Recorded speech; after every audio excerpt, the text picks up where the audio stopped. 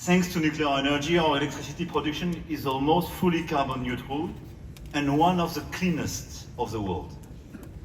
And if you look at a map of electricity in Europe, you can clearly see that countries with nuclear, like France, Belgium, Sweden, and all those who will join, I hope, are among the countries which emit the least and are the cleanest in our continent.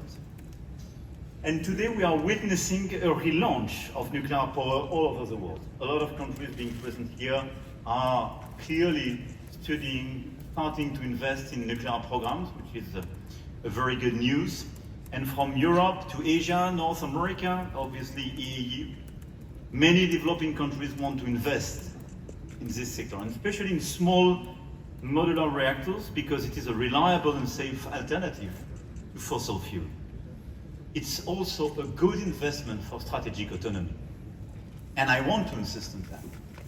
If you want to reconcile jobs creation, strategic autonomy and sovereignty, and low carbon emission, there is nothing more sustainable and reliable than nuclear energy.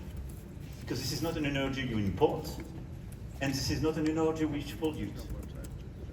And this is why I do believe that this commitment and the goal of tripling nuclear capacity by 2050 we are endorsing today sends an extremely powerful signal to the world. Nuclear energy is back, and it is an indispensable solution to the fight against climate change. Of course, this target will not be achieved without a strong international architecture. And this architecture should be designed to support the development of nuclear energy, notably in developing and emerging economies.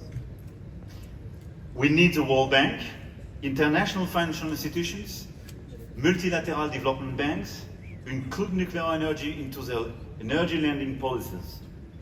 We need to accelerate innovation and help to leapfrogging, because this energy should be accessible to emerging countries, and this is why it's part of the package of our JETP initiative, to allow a lot of emerging countries to be part of these programs and to have nuclear energy being part of the portfolio of solutions in order to decarbonize their energy.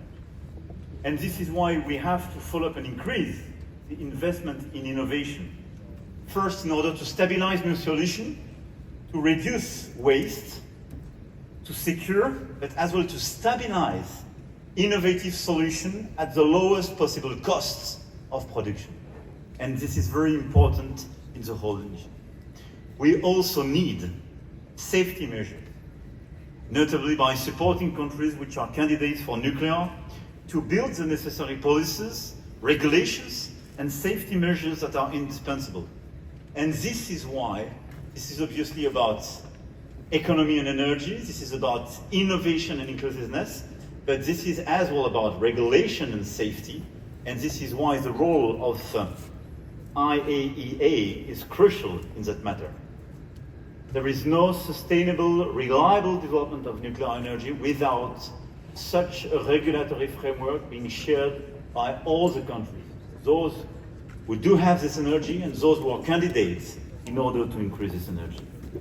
For all these reasons, France will support the nuclear summit convened by Prime Minister De Croo and IAEA Director General Grossi on March in Brussels next year. I think this is a great initiative, and we will do whatever we can to help facilitate and accompany this very important initiative for all the reasons I mentioned. This summit will aim at building coordination on industrial issues like to the development of nuclear energy, and will build on today's event in sending a clear message on the contribution of nuclear energy to the fight against climate change. And I do thank my dear colleagues being present here and endorsing new programs, new developments, and new capacities. Thank you very much for your attention.